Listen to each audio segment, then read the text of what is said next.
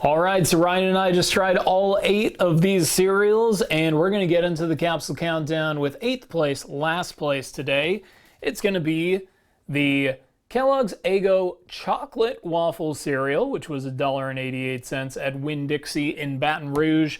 Out of the box, very plain, very boring, not all that chocolatey. It's definitely like a dialed back and a little crunchier version of like a Cocoa Puff. But as it was in the bowl, it just became the most boring, but also like weirdly... If something can be boring and gross at the same time, it started turning very gross, very cardboardy, did not turn the milk chocolatey, which is always... Look, that's the selling point of any chocolatey cereal. If you're going to get a cereal that is chocolatey, you better be banking on that chocolate milk taste. Did not have it. It just clung to the chocolate, but I don't know where the taste went. It does not have any maple flavor. I want to be very clear about that because when I saw Eggo Waffle, I expected there to be some maple component, even though that wasn't represented on the package. I gotta just call it like I see it. This is the worst new cereal of the year so far, and gotta give it a 2.5 out of 10. Pretty weak. We do give the gimmick grades as we go on these, so much higher gimmick grade though. I love the design of the box. I love that they're continuing the Eggo Waffle into the breakfast cereal aisle expansion, so I'll give it a 7 out of 10 for the gimmick. Nice.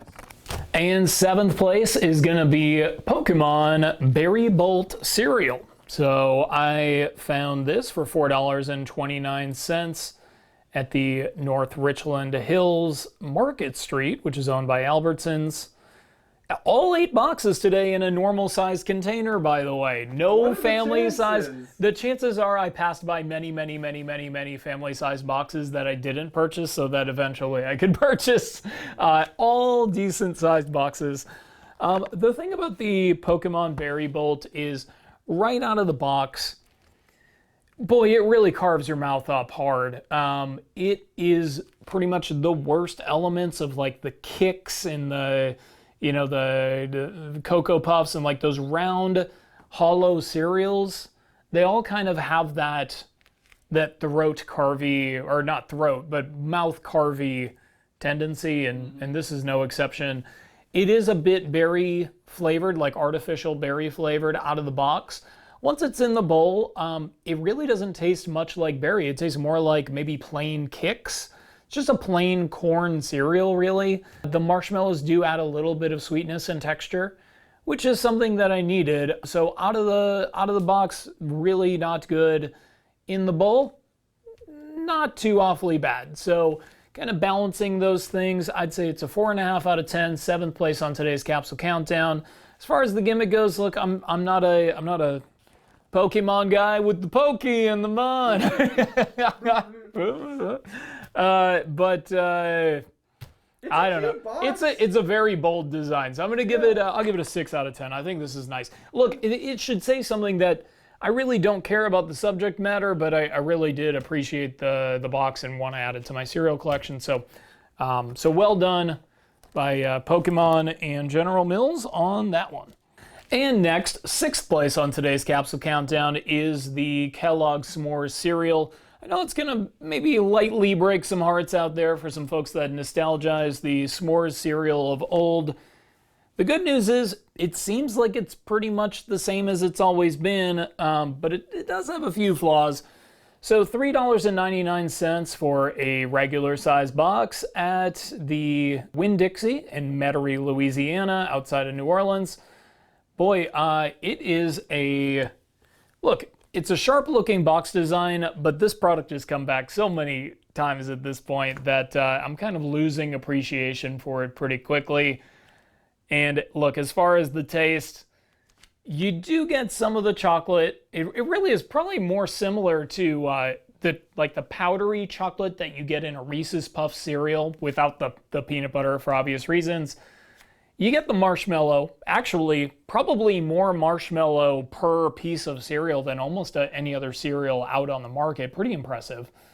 But you get absolutely no graham. I mean, literally no graham. And to me, the graham cracker is actually probably my favorite part of the s'more. I know that that's a little bit bizarre. I prefer the burnt marshmallow. That's the best part of my s'more. I don't think that's a controversial opinion that you have, that you prefer the burnt marshmallow, Ryan, but they should have made a burnt marshmallow element to this cereal. That would be a gimmick. In the bowl, it does soften up a little bit. It tastes okay, but really nothing to write home about. I'll give it a 6 out of 10 and 6th place on today's Capsule Countdown. For the gimmick, look, they just keep reusing this box design again and again. They keep bringing back the same product. They're not trying to make real change, and after a while, it just kind of gets a little old. So I'll give it a 5 out of 10, but it's okay. Nothing that's offending me, but I wish it was a new cereal in its place. And that brings us to 5th place on today's Capsule Countdown. Unfortunately, CTC and CTC just couldn't get together on this one here.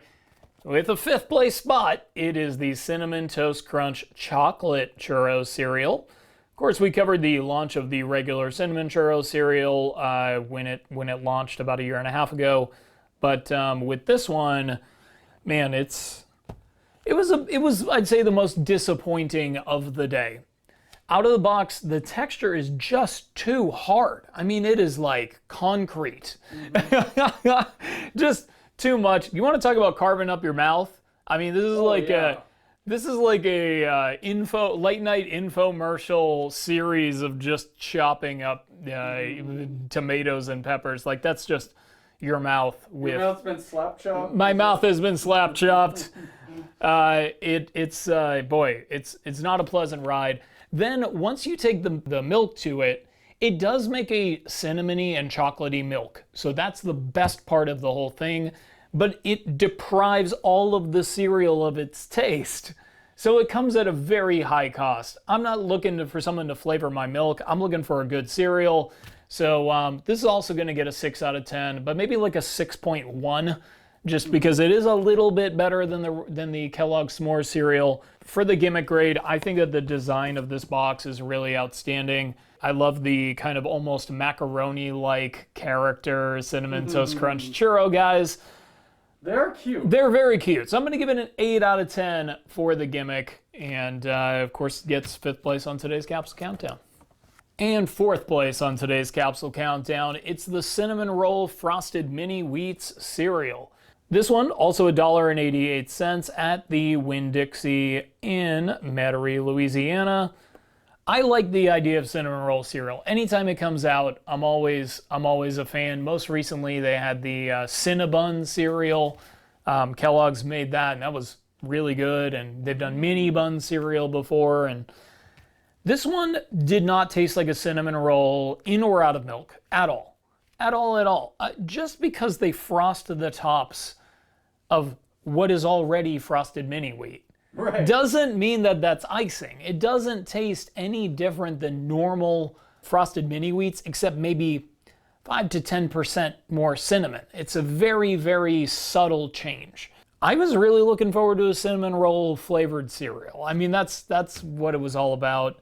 That said, when you throw milk on frosted mini wheats in general, it's just a special thing. It captures the milk better than any other cereal. And like, it gets soft but not soggy. It's perfect in milk. It's a milk explosion in your mouth with every bite. And because of that, the absolute floor on a frosted mini wheats has to be 6.5. And that's what this one's gonna get. 4th place on today's Capsule Countdown. Look, the gimmick of a cinnamon roll flavored frosted mini wheat is actually pretty good. The problem is that the box design lulled me to sleep. So again, a 4 out of 10 for the gimmick. And that brings us to the bronze medalist here today. Sesame Street getting 2 of the spots on the podium. The first one is, it's the 1, 2, 3 berry. So 1, 2, 3 berry. This is part of General Mills' new duo of Sesame Street themed cereals for kids, $3.99 at Winn-Dixie in Baton Rouge. This one was just so simple. You know, we had so many flavors that were trying to be so fancy that it really gave you an appreciation of just a nice, subtle, delicious cereal. And that's all that this is. Look, I'm not big on berry flavor in general, especially like that Pokemon stuff right out of the box was really not my not really to my liking. But this was very subtle, still just tasted like really like a healthy cereal. It did taste almost healthy. Yeah, Just real, and also real it's food. very soft, and I know that that's because it's designed for, the child palate. Maybe even some kids who are watching Sesame Street don't have teeth. It's not necessarily designed for men in their mid-30s to be filming reviews for the internet. But that's where we stand, and it actually mixed those worlds together pretty well. I was impressed with the taste. I thought the taste was very good. And in milk, maybe lost a little bit of the berry edge to it, but to me that's not really much of a detriment. It still maintained a little bit of sweetness, but it still felt kind of healthy and had a nice soft texture. I'm going to go with 8 out of 10. Nice. Third place on today's Capsule Countdown. Very solid offering from Sesame Street. As far as the gimmick goes, really most of the gimmick is in a fold-out kind of storybook box. I'm keeping it sealed just because it's going to store much better for my collection. I think that actually is pretty inventive, and I think that little kids are really going to love this. So if you do have little ones at home, this might be the move here. I'll give the gimmick a 7.5 out of 10. Nice. I was very surprised with this one. Dunkaroos cereal actually, I thought, was pretty well executed. So Dunkaroos cereal is getting that number 2 slot on today's Capsule Countdown. It's got that retro, that kind of inauthentic retro look. Like they're trying to be a little bit too much Saved by the Bell logo-y and not enough like true to like what Dunkaroos looked like in 1992. I feel like that's what it looked like. Yeah, it's not what it looked like. Okay. But that said, boy oh boy, the cereal actually tastes great. It's sweet. It's delicious. In milk, maintained some of the sweetness, had perfect texture, maintained a good amount of crunchiness, very similar to what you'd expect with like a cookie being placed in milk, which is exactly what this is. Mm-hmm. So great job. Look, when Dunkaroos came back, they brought out these little tiny nickel-shaped D cookies that just weren't the same as those kangaroos that could really get in there. Oh yeah. It was a horrible failure. That really disappointed me deeply. I hated it. But this cereal is something new. Like, if they would have done this without bringing back the cookies, do you understand like how big of a deal this cereal would be? Mm-hmm. The only reason why people are really kind of, just ignoring this cereal in general is because they've already had the cookies and they weren't that great this time. So I was impressed. I'm going to give it an 8 out of 10 for taste, second place on today's Capsule Countdown, and I'm going to give it 8.5 to the gimmick because while I don't really like the design's not really for me, but what I will say is making Dunkaroos into a cereal is the kind of stuff that gets me excited. Like that for me, that works. Bringing back a cereal and turning it into the exact same cereal doesn't really impress me much, whereas taking an old cookie and making it into a cookie cereal that tastes like delicious birthday cake, that works for me. So, yeah, great job. And speaking of great job, boy, talk about expectations exceeding. Sesame Street wins its first Capsule Countdown with the C is for cinnamon cereal. Now, one differentiation I didn't make earlier is that berry was all number shaped and these are all letter shaped. So it's just an altogether very educational experience, almost like watching an episode of Sesame Street when you eat your breakfast. All of the positives that can be said for the berry can be said for this. It was just very lightly sweet, very manageable texture, was still maintaining a little bit of that sweetness and milk, but really just pleasant, tasted healthy, tasted good. Reminds me almost a little bit of Triples cereal. I don't know if you remember Triples. It was like a puffed cereal, like it was like a rice wheat cereal. It was puffed up. Pretty good. This kind of reminds me of that a little bit. Yeah, I mean, it just exceeded my expectation. I guess there's really no better way to say it. I think this is the one cereal I could eat an entire box of without feeling guilty, too, which is nice. I'm going to give it a 9 out of 10, first place on today's Capsule Countdown. As far as the gimmick, you know, it's got the same kind of storybook opening thing. So I don't remember what I said earlier, but I'd imagine, like a 7.5 out of 10 or so. You know, it's for, you know, basically babies. And last I checked, I'm a grown man. So not necessarily in their target demo, but I do appreciate a well-designed box. They did a good job with that. Bravo to the folks at Sesame Street and General Mills. And that brings us to our From the Archives product today. And shockingly, it's a cereal. But one thing that I think will be surprising is it's a Christmas cereal. My favorite Christmas cereal, Cap'n Crunch's Christmas Crunch. Look how beautiful it is with the blue box. I mean, I just love a nice blue snowflake themed Christmas product. And this is really one of the finest examples of that. But I didn't bring it up because it's, you know, I mean, already, 11 and a half or 10 and a half months until Christmas. I got it because it came with a giant tube of frosting.